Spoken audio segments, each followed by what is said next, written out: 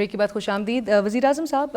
Like I mentioned before the break, dollar اچانک سے نیچے آنا شروع ہوا ہے اور آپ نے پریس کانفرنس میں بھی آپ جس طرح کہہ رہے تھے اور کریڈٹ بالکل دیا بھی جا رہا ہے کہ آپ کی حکومت کے آتے ہی ڈالر کی قدر میں تیزی سے کمی نظر آ رہی ہے. نون لیگ لائک آئی مینشنڈ کلیم کر رہی ہے کہ یہ ہم نے چونکہ ریاست بچانے کے لیے اپنی سیاست گوائی اور کچھ ایسے اقدامات کیے جس کے اب ریزلٹس آنا شروع ہوئے ہیں, تو یہ ڈار صاحب کی پالیسیز کا تسلسل سمجھیں اور اس کا امپیکٹ. دیکھیں, اس سوال کو اگر میں کامنٹ کروں گا اس پہ اکنامکس سے زیادہ پولیٹکس کا اثر نظر آئے گا. میرا اپنا یہ ویو ہے کہ ہماری حکومت کے آنے کے بعد جو بنیادی طور پہ ایلیسٹ کرنسی ٹریڈ ہو رہا تھا اس ملک میں, جس کو لوگ انفارمل ٹریڈ سمجھتے تھے, اس کی کلیریفیکیشن آئی اور نگران حکومت سمجھتی تھی کہ یہ انفارمل نہیں, ایلیسٹ ہے, یہ غیر قانونی ہے. اور اس غیر قانونی ٹریڈ کی سپلائی اور ڈیمانڈ کی جو چین ہے اس کو سمجھا گیا کہ اس کی ڈیمانڈ کہاں سے پیدا ہوتی ہے اور سپلائی کہاں سے آتی ہے, جس میں افغان ٹرانزٹ ٹریڈ, جس میں ڈیزل اینڈ پیٹرول کی اسمگلنگ, جس میں اس سے جڑے ہوئے مختلف بیوروکریٹک اور پولیٹیکل کردار, جنہوں نے یہ ایک سکیوڈ ویو ہر جگہ پہ میرے خیال میں اس کی ایڈوکیسی کی ہوئی تھی. اس کو انڈو کرنے میں کرنٹ ملٹری لیڈرشپ اور نگران حکومت دونوں نے بہت سارے کنسلٹیٹو سیشن کیے, اور اس کنسلٹیٹو سیشن کے نتیجے میں جن کنکلوژنس پہ وہ پہنچے اور ان کی پالیسیز کو ٹرانسلیٹ کیا, امپلیمنٹ کیا, اس کا فائدہ ہوا. اور یہ اقدامات جو ابھی لیے جا رہے ہیں یہ پی ڈی ایم دور میں کیے جا سکتے تھے؟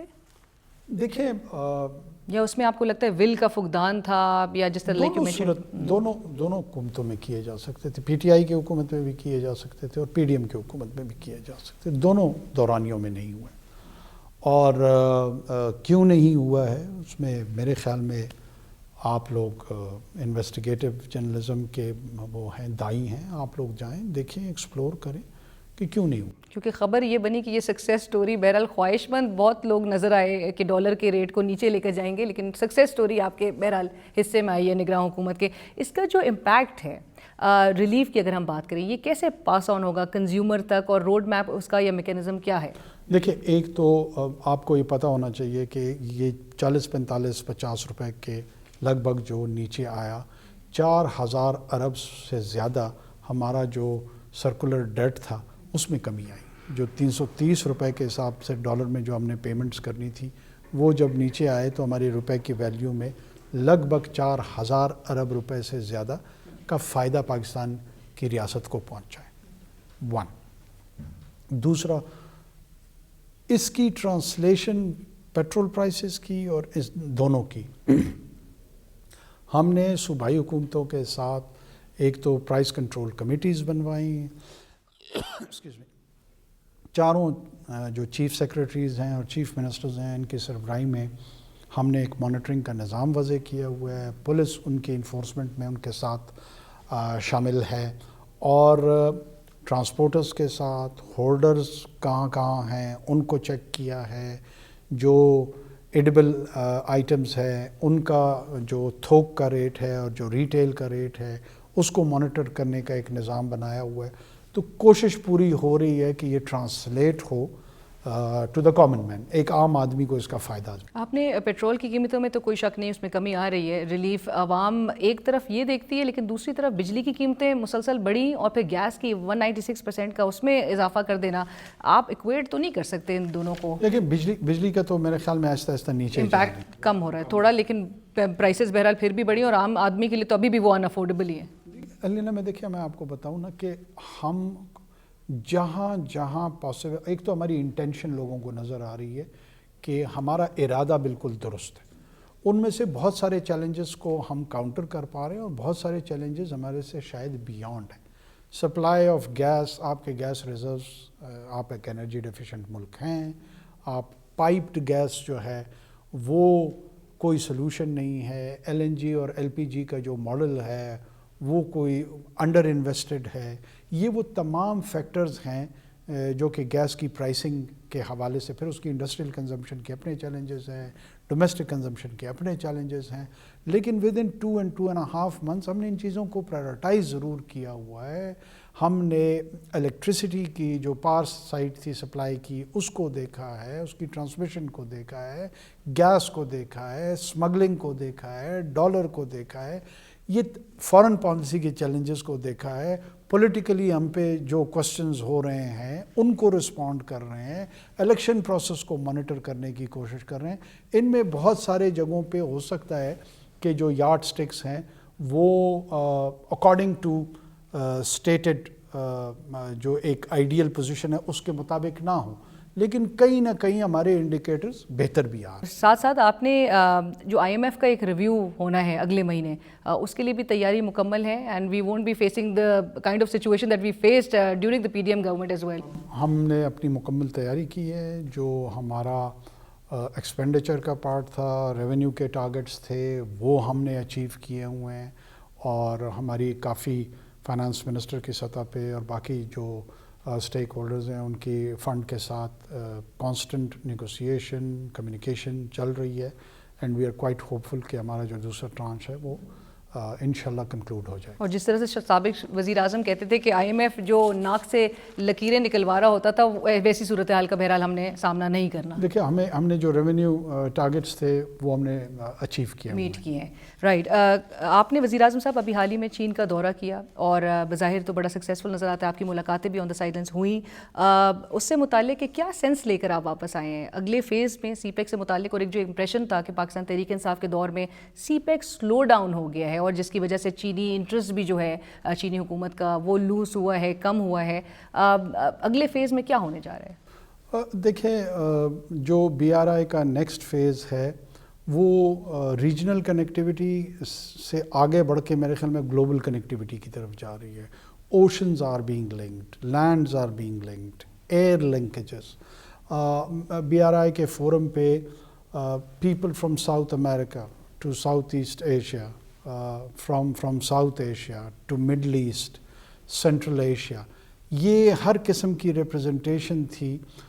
اس میں ایک جو گلوبل کنیکٹیوٹی کا سینس تھا وہ بڑا ٹرانسلیٹ ہو رہا تھا، and everyone was revolving around this idea of B R Is under leadership of president Xi Jinping. وہ لگ یہ رہا ہے کہ جو نیکسٹ فیز ہے اس میں وہ ایک امپیٹس لانا چاہتے ہیں انٹو گلوبل اکنامک گروتھ، اور Pakistan of course is part of that region جہاں پہ اس نے انیشیٹ ہو رہے ہیں اور چل رہے ہیں. There is a huge potential for Pakistan, relocation of industry, private sector کا، چائنیز پرائیویٹ سیکٹر کا پاکستانی سائٹ پہ آنا، جو ویلیو ایڈیشن ہے ہماری را مٹیریل کی، اس کے ساتھ انڈسٹری ڈیولپ ہونا. ابھی تک ہم نے صرف جو ہے نا خام مال ایکسپورٹ کرنے کے بیس پہ جو ہے نا اپنی زندگی گزاری ہے. کیسے اس کو ویلیو ایڈیشن میں ٹرانسلیٹ کرنا ہے، اس میں Chinese side in terms of expertise and financial ecosystem کے ساتھ آئے گی، اس کا میوچل بینیفٹ کیسے ہوگا، اس پہ بات ہوئی ہے. آل ویدر کنیکٹیوٹی گلگت کے ساتھ. جی، اور میں اس سے جڑا سوال بھی کروں گی کیونکہ آپ نے پریس کانفرنس میں بھی کہا کہ میں گلگت بلتستان سے میرا تعلق ہے اور میں سوال نہیں کرتی، تو میں اس کی وجہ بھی ضرور بتانا چاہوں گی. ہمارا ایک بنیادی، آپ کو پتہ ہے، دیرینہ مطالبہ کانسٹیٹیوشن سے، we are being told right from the beginning کہ سی پیک کا گیٹ وے ہے Gilgit Baltistan, but constitution status جہاں پہ مین اسٹریم میں لانے کی بات کی جاتی ہے اس کو ابھی تک تاحال کوئی بھی سیاسی حکومت یہ اسٹیٹس گرانٹ نہیں کر سکے. So should we be hopeful from you that you will give us any assurance یا رے آف ہوپ ایک کہ کانسٹیٹیوشن اسٹیٹس اس صوبے کو مل سکے؟ دیکھیں میں فرسٹ اینڈ فورموسٹ بندہ بننا چاہوں گا ہسٹری میں جو جی بی کے رائٹس کے لیے، کانسٹیٹیوشن اور پولیٹیکل رائٹس کے لیے اس کا فلیگ کیریئر ہوں. It is so close to my heart. اور starting from Skardu to Hunza to Gilgit Nagar, آپ یو نیم اٹ، دیامر، کوئی بھی، اٹس این ایمبیلشمنٹ. یہ پاکستان کی زینت ہے.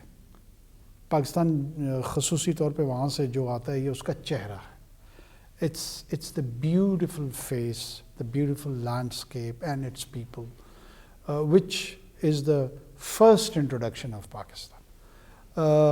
جو ابتدائیہ ہے پاکستان کا وہ گلگت بلتستان ہے. کیا ہمارے دور میں ہو پائے گا یا نہیں ہو پائے گا, میں اس میں کوئی کمٹمنٹ تو نہیں دوں گا, لیکن کنٹریبیوشن ضرور ہم اس کے لیے کر رہے ہیں.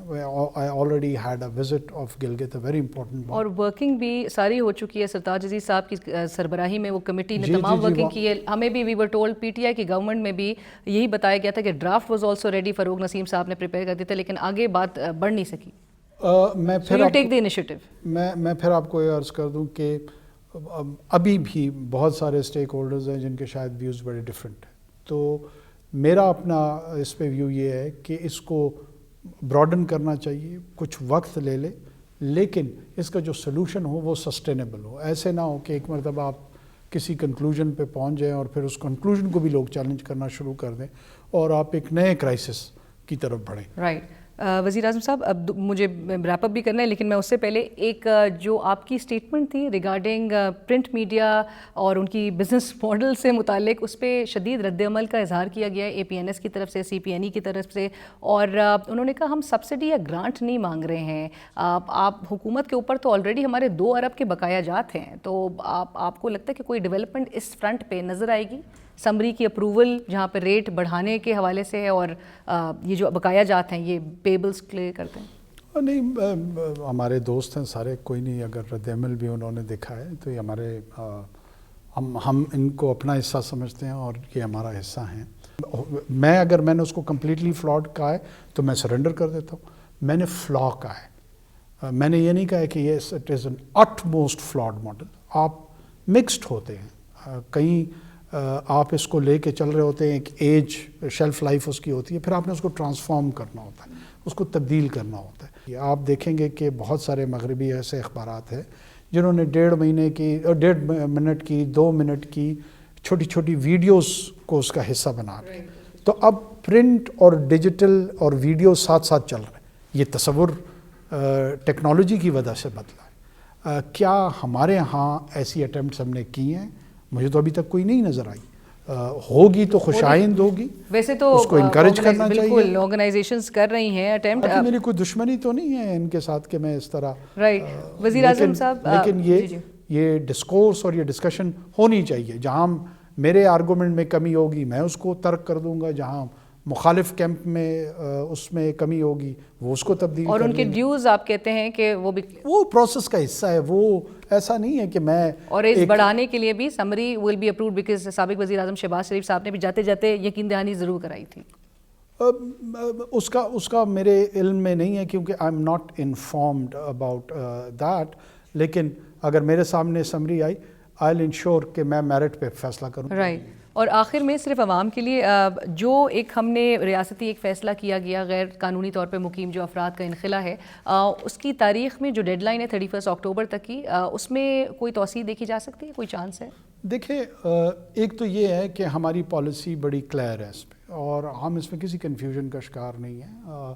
اس میں ایک جو رجسٹرڈ افغان ریفیوجیز ہیں ان میں سے ایک فرد کو بھی باہر واپس نہیں بھیجا جا رہا. میں بار بار اس کی ریپیٹیشن کروں, ہم جن لوگوں کو واپس بھیج رہے ہیں جن کی تعداد لاکھوں میں ہے وہ غیر قانونی مقیم ہیں, جو ان لافل پورے پاکستان میں پھیلے ہوئے ہیں. اور ہم نے آئیڈینٹیفائی کر لیا کیونکہ ابھی 31 اکتوبر از نیئرنگ. آئیڈینٹیفیکیشن پروسیس میں ہم کافی آگے بڑھے ہوئے ہیں. ہمارے پاس ایک ڈیٹا بینک موجود ہے اور ہمارے پاس ویزیبلٹی موجود ہے چاروں صوبوں میں کہ کہاں کہاں پر ان کی بستیاں ہیں, کہاں کہاں پر ان کی پریزنس ہے.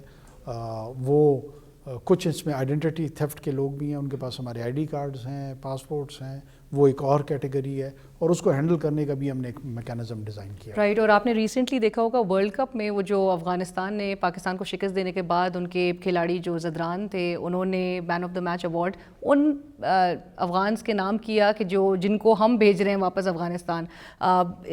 یہ جو تاننا ہے یا اس کو ٹونٹ کنسیڈر کریں, اور کیا یہ ہمیں برداشت کرنا پڑے گا؟ نہیں, دیکھیں, زدران از این افغان اور اس نے اگر یہ کیا ہے یہ اس کا رائٹ ہے. میں اس کو بالکل بھی ٹونٹ کے انداز میں نہیں لے رہا ہوں. اگر ہم نے یہ میچ جیتا ہوتا تو میں مین آف دا میچ ریکویسٹ کرتا کہ اس کو ڈیڈیکیٹ کرتے ان تمام لا انفورسمنٹ پلیئرز کو جو ان لوگوں کو واپس بھجوا رہے ہیں. جو ان لوگوں کو واپس بھجوا رہے ہیں.